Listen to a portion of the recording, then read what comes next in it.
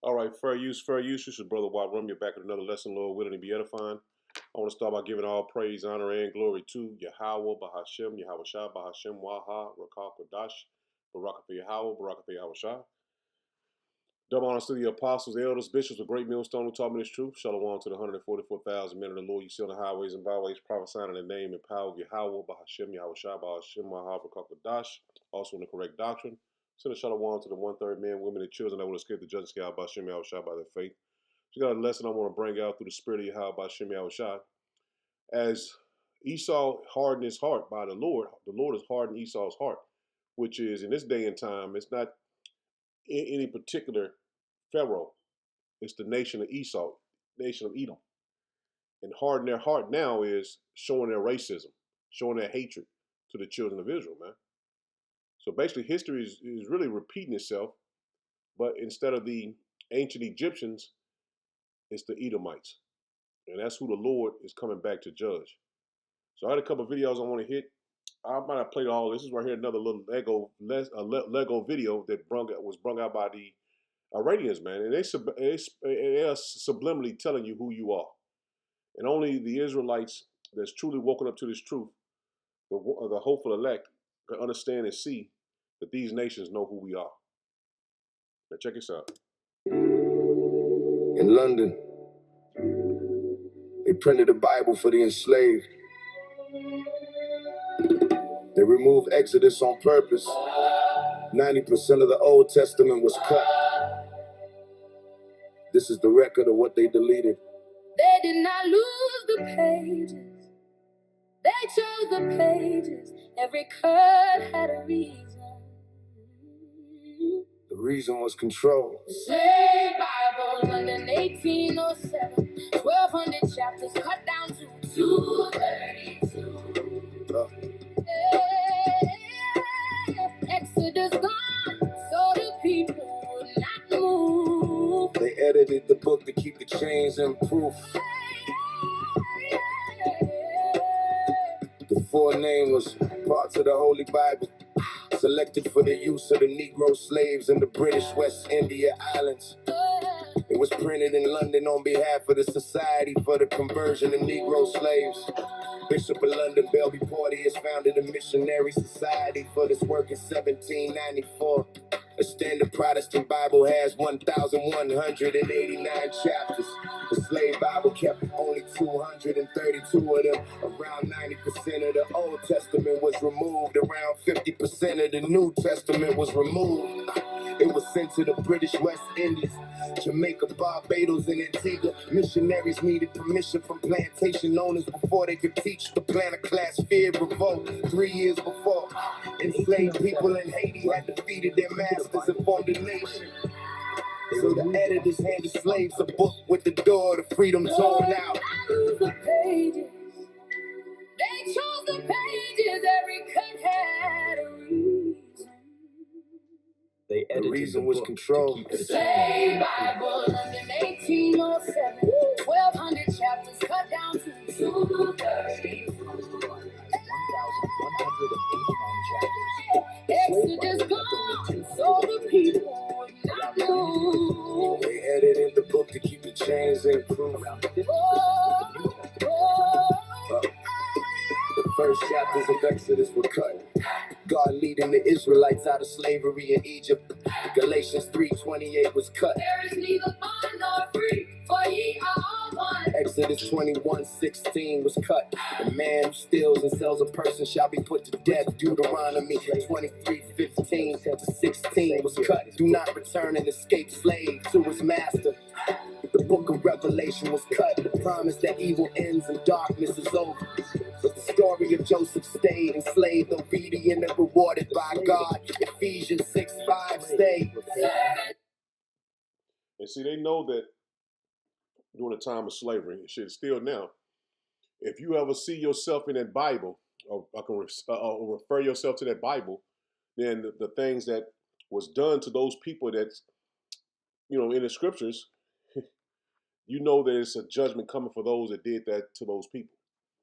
And that's why it's a fight for them to keep this truth from us, to not let us know who we are. But it's too late, man. The Lord has woken us up to the truth and knowing who He is and who we are. So that Exodus is, you know what I'm saying, basically, you know, because we are our heritage, and also our these scriptures was basically was what I want to say, spoken to us. It was oral history that was basically came down from our ancestors, and and now, you know, to this very day, you still have, you know, your auntie or mom, or your, you know what I'm saying, somebody that's your father, your uncle.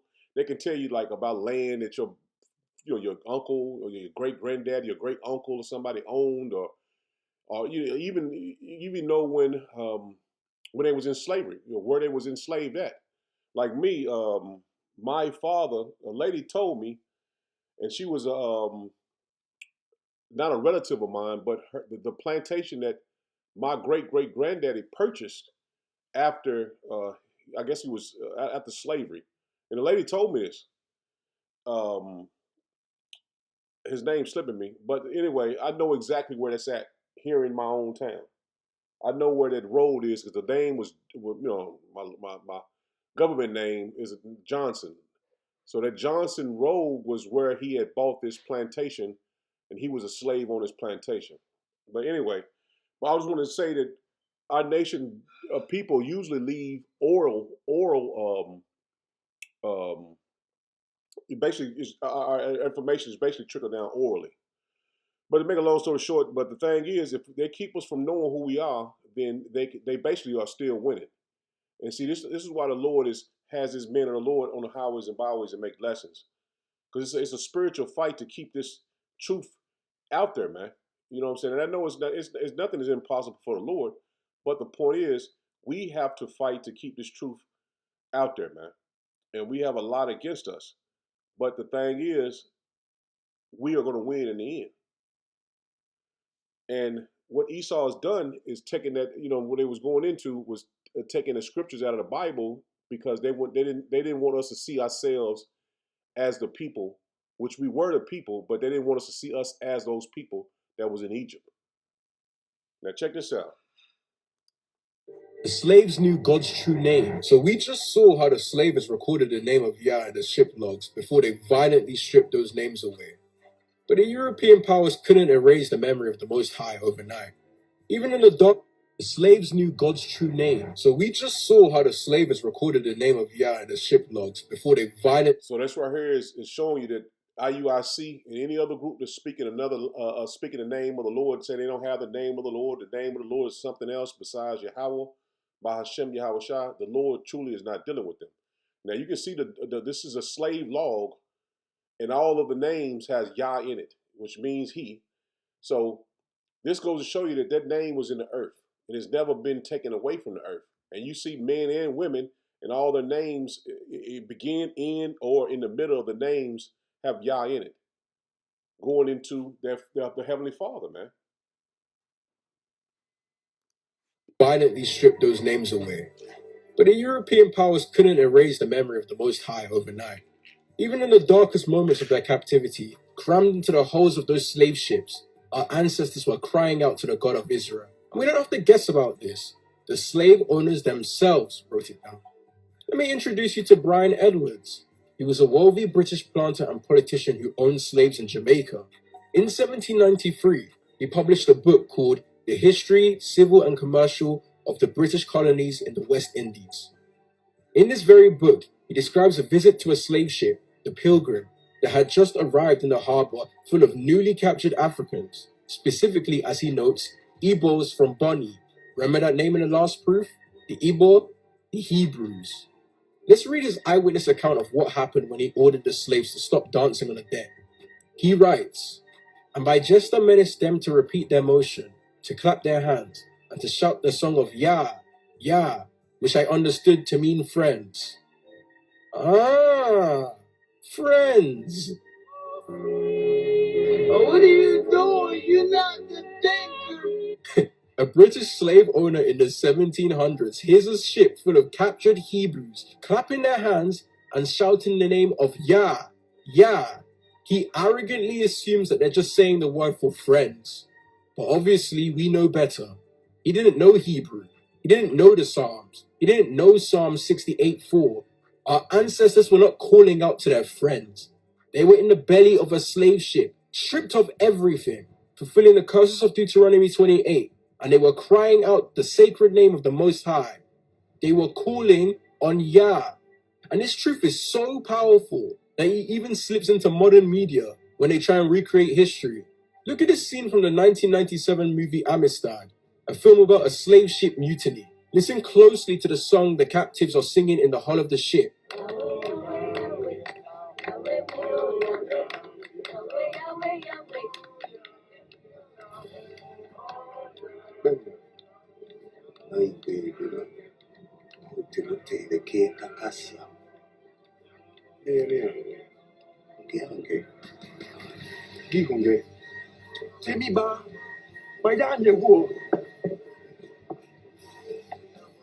Even Hollywood knows. The historical researchers for that film knew exactly what songs were being sung on those ships. So they know. And the elite know. But see, these little Joe Blow 2-pack smoking cigarette Edomites, the Lord has hardened their hearts, man. Like I said, this is to show their hatred towards us, to build up and display their pure hatred towards you blacks, Hispanic, and Native Americans. And see, it's a judgment coming to these Edomites that they don't have a clue that's coming to them because they think the Lord is on their side. They think the Lord is with them. And that's the beauty of this truth, man, because he's going to hit them with a punch that's going to knock them. I was going to say knock them off guard, but it's going to be way worse than that. Now, check this out.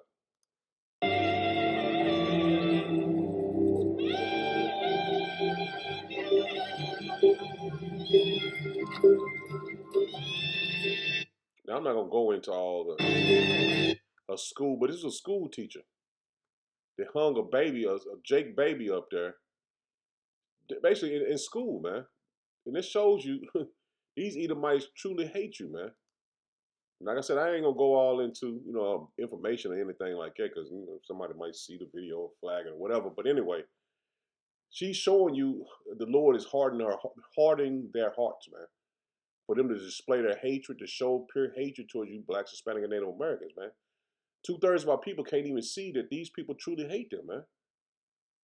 Now they're displaying it outright, man. Now check this out: 17 graves destroyed at a historical black cemetery in Florida, man. And you see what they got on there: DJT. Unfathomable. Tyree Rome couldn't believe the condition of 17 graves the sheriff's office says were vandalized. This is like a family graveyard, honestly. And to see how it's been decimated is heart crushing. But you can see a casket. Some concrete crypt tops are off their base. Others have been smashed to pieces. Hatred. That's the only thing that can come to mind is hatred. Edward Bailey's great aunt is buried here.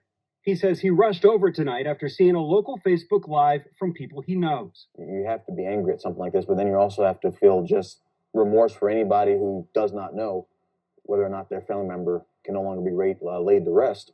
I won't stop until you're in jail or you're punished for what happened.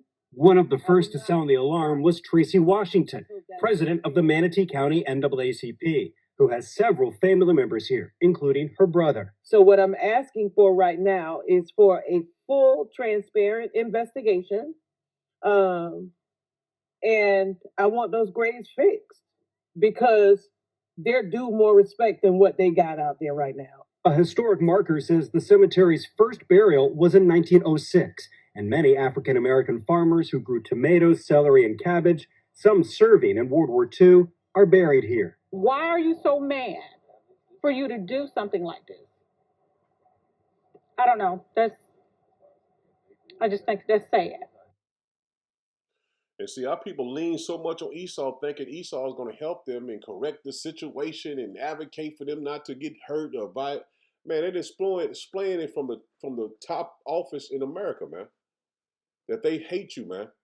And you notice Edomites for to put this there. That's how you can tell there's an Edomite, man, because they put their God that they worship, they think that's going to save them from the destruction that's coming, and so they put on there DJT. That's what they honor and respect. They don't honor and respect you blacks, Hispanic, and Native Americans. They truly hate you. And that's what the guy said. This is hatred, man. Now, if you can't see that these people hate you, you're gonna soon feel in this the hatred that they have for you, man. You're gonna soon feel it because they have the backbone of Babylon the Great, man. It's this government, man. They supporting them, as you see. DJT, all the people that went in and rioted during I think it's January the 6th. They're finna reimburse them basically for their time and their troubles, man. Basically give them like a reparation check. I think it's like 1.5 million, I'll say, or something like that. But they're finna get compensated for them going to the White House, not White House, but to the I think what was it?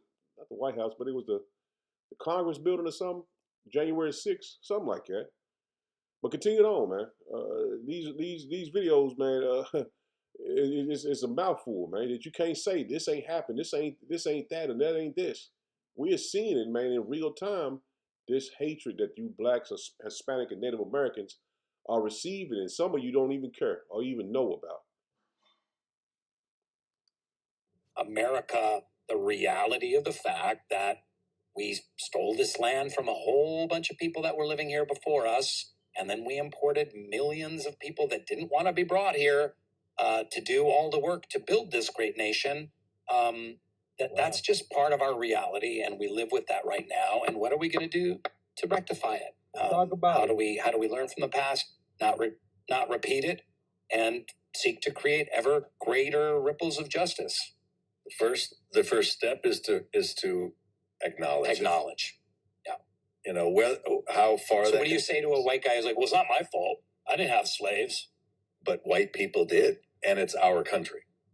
And that's the thing. You have to, if you take pride in your country, you can't look at your country as the greatest ever when it has this severe bruise on it. Mm-hmm. And will always wear that scar. Mm-hmm. And that scar will never heal unless we start to say, wow, what did we do? Can you imagine the comments that are popping up right now as people are listening to this? And they told the truth, man. And they told the truth. That stain of that sore, it's a grievous sore, man. It can't heal. And these Edomites don't want it to heal. They want you to be under their foot, man. And you got to understand, man, it's finna get, man, bad. And it's going to get worse than bad, man. That's the only word I can really bring to my thoughts to even make you understand it's going to be bad, man. Very, very bad, man. You're going to have civil unrest, civil war, race war, all that's coming, man. And we're at the door of all that happening. Because like you guy just said, what about a guy that said his family didn't own slaves, man? But you take pride in this place, then you have to suffer the consequences of this place, man. And you are your fathers coming back. You are those people that had those slaves, not crucified them, but hung them and castrated them and cut babies out. You are those people, man. And you have to live with that. Now, this is Tennessee, man, my home state. So Tennessee has really just outdone itself, and this is beyond the redistricting thing and all that that's going on. As you all know, this week, Tennessee did the redistricting thing, basically diluting the votes of every black person in the city of Memphis. Then a day or so later, they removed every single black lawmaker off of any committee and any subcommittee. Actually, they removed every single Democrat, but that included, of course, the black lawmakers for the reason of protesting the redistricting, no other reason. But now, this just happened. Knox County School Libraries is removing Alex Haley's Roots, one of the most important pieces of literature, period, from their school library. This book doesn't have any themes other than the fact that it talks about slavery and what happened. This is the total whitewashing of the state of Tennessee. It is absolutely abysmal. As somebody who lives in this state, I don't support this. I don't approve this. This book, this movie, everything about it is incredible, and students should know it. And in addition to that, parents should be the ones policing what their kids read, not government officials. Anyways, as always, drop your thoughts about this one in the comments. Make sure to follow for updates if you don't already. But I have no idea what my state's going to do next. And see, they want to escape history. They don't want that stain of being the owners of slaves and being the ones that hung men on trees and castrated them and did all this wickedness, ate them, and it just the list goes on and on. They don't want that to be their history anymore, but they can't take it away, man. The Lord requires a pass, and they have to accept their fate of judgment. And it's coming, man. There's no way around it. Now, you see, there's a white politician caught on camera telling black man he should be lynched. Like I said, man, this is the Lord hardening Pharaoh's heart. These modern day Egyptians, he's hardening their hearts, man, to show and display their hatred. Now, I did a lesson on Chad, the builder, the other day, which he's from the same state I'm in as well, man, Tennessee. So this atmosphere. This is the vibration that's in the earth right now. That Esau is putting out there. Mr. Fishback, what's with you smashing a 16 or 17-year-old? Can you answer about what's going on with that? What are you talking about? All right, so there's like a girl named Kenya Ford. Have you and spoken to her? apparently, I have not talked Okay, to why her. don't you go talk to her? I haven't Come talked back to to a single Epstein victim either. I've never talked to Kanye West. My name is a real person too. I don't want you ever speaking about women in our state like that ever again. I mean, I don't want you ever smashing girls, teenage girls, in our state ever again. So promise me, never smash a minor again. Why haven't I been arrested? I don't know. Why haven't I been arrested? I don't know. You should Why be hasn't lynched. Trump been? You should be lynched. I should Lying be about me lynched. like that. I should be lynched. Yes, you should be Yo, lynched. Lying about me like lynch that. all pedophiles. I agree. I will lynch every single Epstein criminal in this country. Start yourself tonight. Start yourself tonight, sir. So he said, start with yourself, because they want to hide the fact that they are the ones that's doing all the wickedness in the earth. But they put Jake out there as the face of crime, the face of assault, the face of all this wickedness in the earth. But they are the ones that's doing it, man. They are the ones that's dealing with little kids and kidnapping them, all this wickedness, man. They are the face of it, man. And everyone on earth can tell you who this man is now, man. The wickedness is too much, man. He can't hide himself. Let me play one more video. I know I played a lot of videos, but I gotta play one more, man, because not only he can't hide himself, the cat is out the bag, man. All these other nations of people, they got the memo, man. I want to get to this little video that I held on for a while. I want to bring it out. Yeah, I can get to it. Here it go. Because these little Chinese kids want to know, do these Edomites really do this? 在这里他们说美国人是人吗？对，我手里面有，不是，不对的，不对的。死过， This is really 那 funny. 个人肉， They're asking me if I they're asking me if I eat people. So in America we have the stereotype that Chinese people eat dogs, cats, whatever. Apparently over here they're teaching them that Americans eat people. 我们像你们一样，我们吃一样的东西。还有死过不是吃人的吗？小孩肉，还有那里， OK，可能还是破。你的血管非常一样东西。我在吃那个萝莉刀， Oh my god. 你们那里吃不吃？ This is the funniest kids in China. 你那 So the little Chinese kids were saying, you see it right here, do Americans eat people? And they ain't talking about no Jakes. They talking about the Edomites. And that's what they do, because they know about the Epstein files, man. So they've already put a stigma on the Edomite. They eat people. They drink blood. All this wickedness, man. So now Esau can't hide himself. He can't hide himself, man. The earth knows who he is, man. And the scriptures tell you that he can't hide himself. When he was cursed with when he was not cursed with leprosy, but when he was asking the Lord about they will find me, roughly paraphrase on scripture, They'll know who he is. And now everybody know who he is, man. Cain. This is Genesis 15. Just want to hit the point in 12. It says, and when the sun was gone down, a deep sleep fell upon Abram, and lo, and horrible and great darkness fell upon him. And he said to Abram, know for of a surety that thy seed shall be a stranger in a land that is not theirs, and they shall serve them, and they shall afflict them 400 years. And also that nation whom they shall serve. Well, we know that we already served this captivity. But the point I wanted to bring out in this, all those captivities, the Lord brought judgment on those that did they had us in captivity. Again, it says, verse 14, it says, and also that nation whom they shall serve, I will judge, and afterward shall they come out with great substance. But the point I wanted to make is the nation that, when the Lord bring us out of captivity, he judged that nation. So emphasizing on this, I will judge. See, the Lord is going to judge the nation, the Edomites, for what they've done to the children of Israel, man. And it was reiterated by Apostle Paul. Let's say, let me get to it. This is Acts 7. This is Acts 7 in verse 6.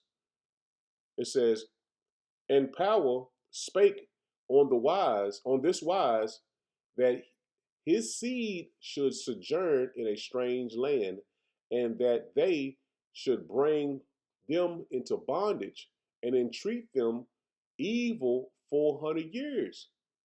And the nation whom they shall serve shall be in bondage, will I judge. See that? The nation that they shall serve, which we serve in the Bible, this is, like I said, this has happened before. It's not talking about now. But it's going to happen again. In other words, man, because the nation that we had to serve under, the Lord is going to judge. Again, verse 7, it says, and the nation to whom they shall be in bondage will I judge, said power. And afterward shall they come forth and serve me in this place. So after every bondage, judgment came to our oppressors. So this is going to happen to Esau as well, man. It says, and he gave them the covenant of circumcision. And so Abraham begot Isaac and circumcised him the 8th day. And Isaac begot Jacob, and Jacob begot the 12 patriarchs. So we know it's talking about the children of Israel. It's not talking about no other nation. Esau will say, well, we was in captivity. We would know. The Lord, you wasn't in Egypt. You wasn't in Egypt. So, the small caps, they try to take the place of the Israelites, but they are not the people, man. And they can't fit themselves in these prophecies, because the nation the nation that we are in their hands, they always get judged, man. And that's the point I wanted to make, man. This is Exodus 6 and verse 5.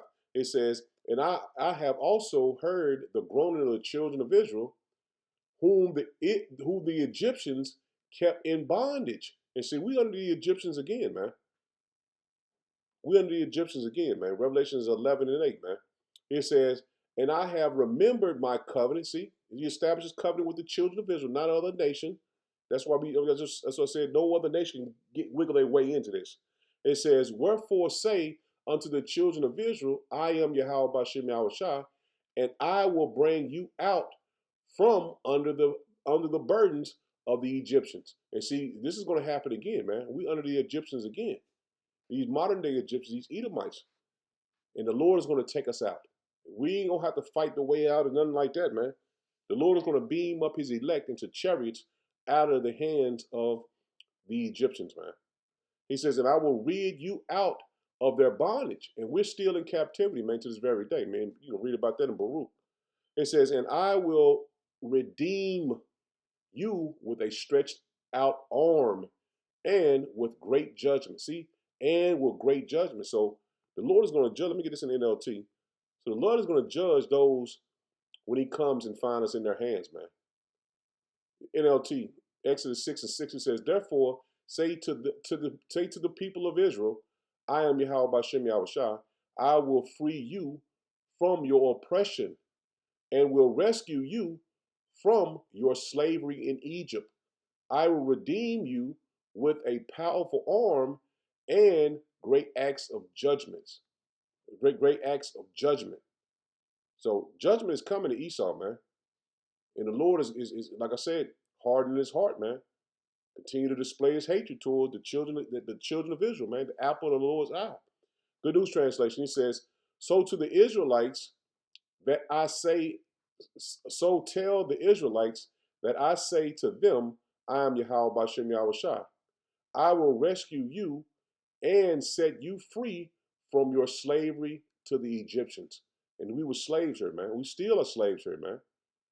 I will raise my mighty arm, which is Yahweh Bashem Yahushua, to bring terrible punishment upon them. See, a terrible punishment is coming to Esau, Edom, man.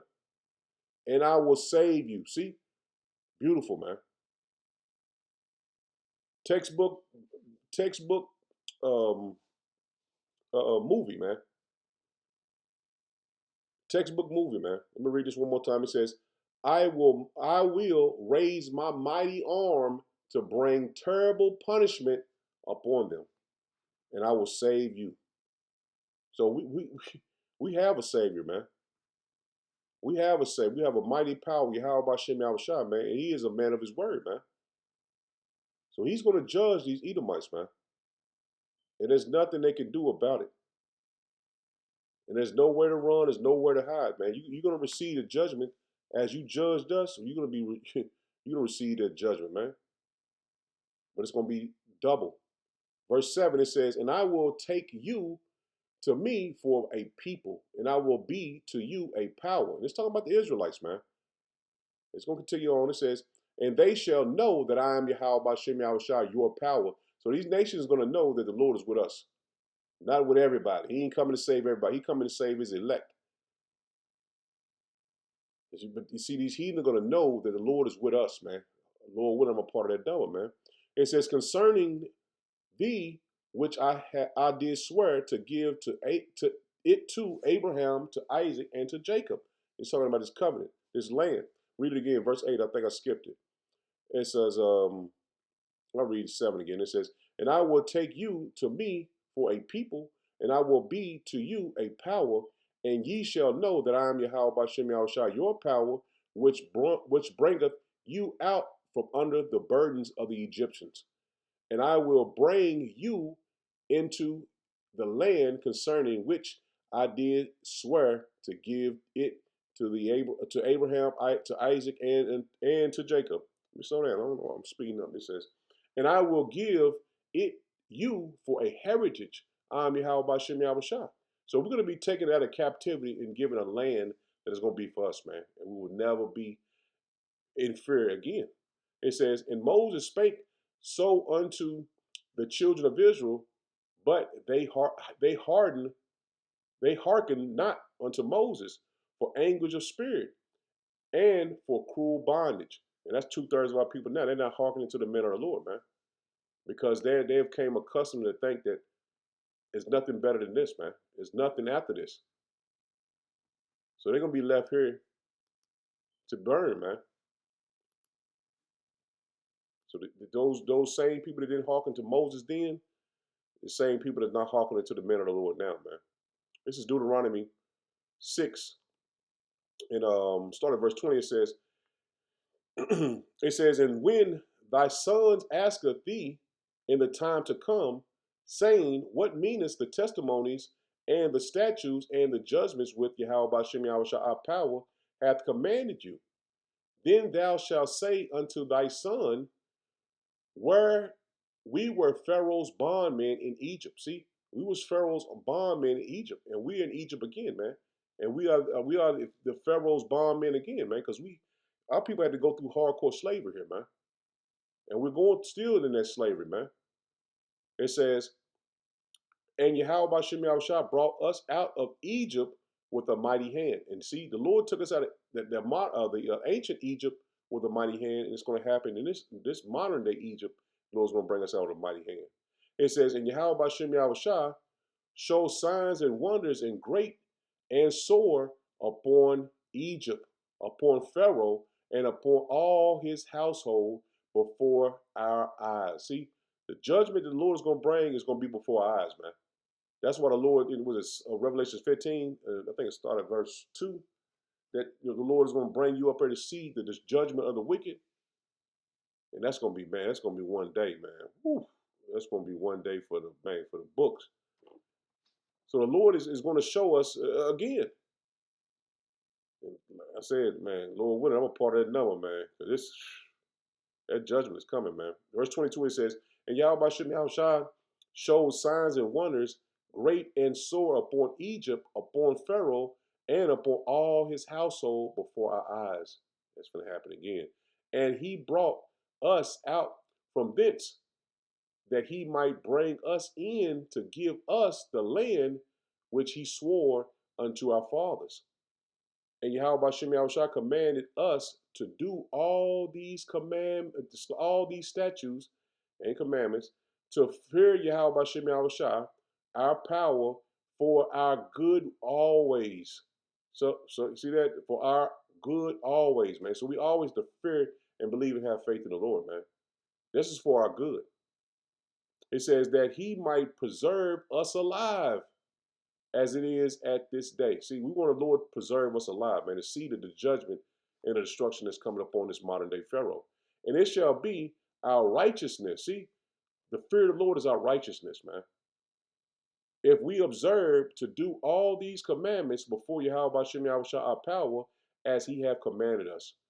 So we are following the law, such commandments to the best of our ability, man, here in this captivity.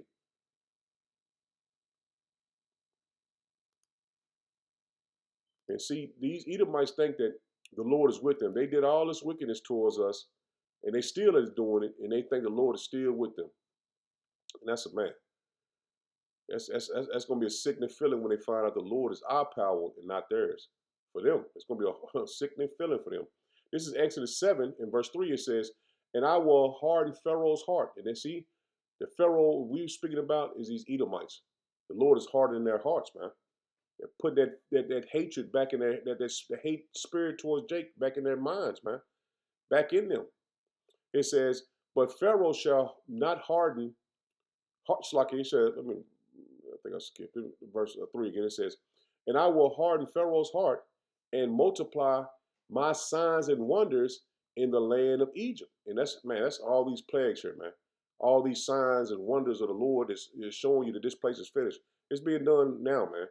But Pharaoh shall not hearken unto you, that I may lay my hand upon Egypt. See, the Lord want Esau to continue to display his hatred to the children of Israel, man. Because see, the Lord is going to deliver us out of this man's hand. But he wants him to continue to display their hatred towards the apple of his eye. It says, but Pharaoh shall not hearken unto you, that I may lay my hand upon Egypt. Whew. So the Lord making them do this so he can give them a reason to punish them even more. And to bring forth my armies and my people, the children of Israel, out of the land of Egypt with by great judgment. See, the Lord is going to bring great judgments upon this man. It says, and the Egyptians shall know that I am Yahweh Bashem Yahushua when I stretch forth my hand upon Egypt. See, they're going to know the Lord did this, man. The Lord is going to stretch his hand upon Egypt, man, and bring out the children of Israel from among them.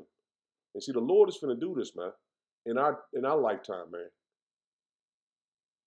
The Lord is going to bring great judgments upon this man, in our lifetime.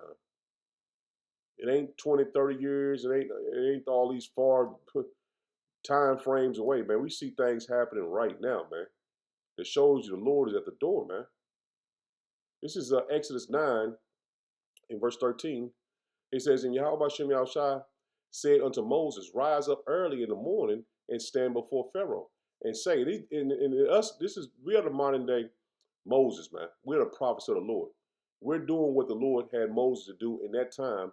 He has the men of the Lord doing it now.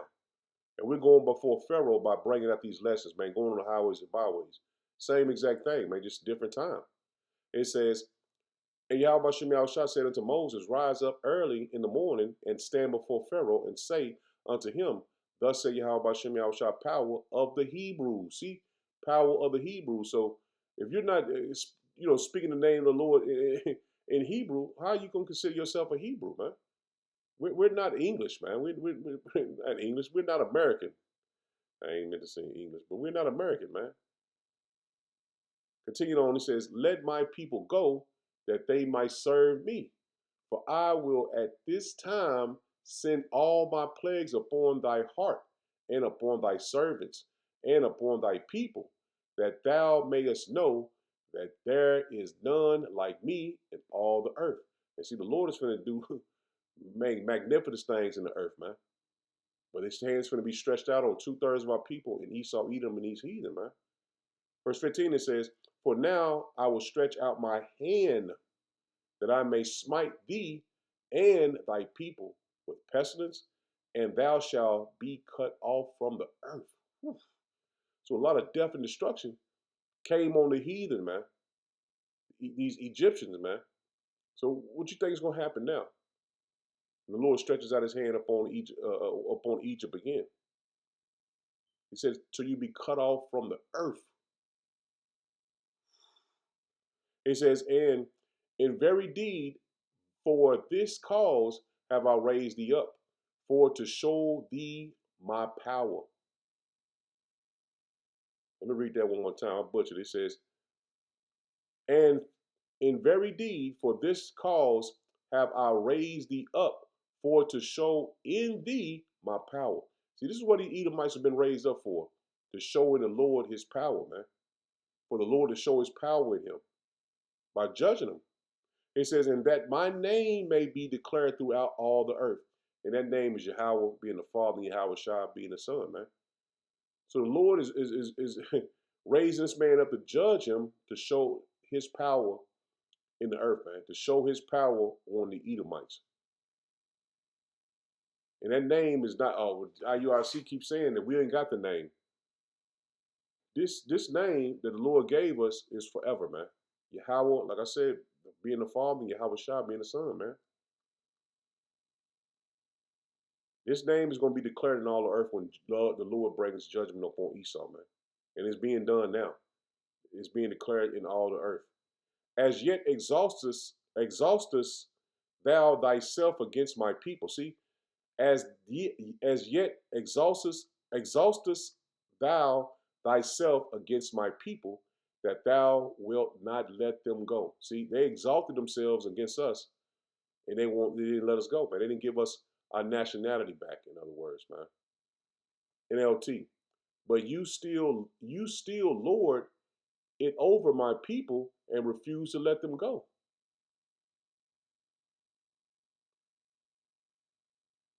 Yet you are still arrogant and refuse to let my people go.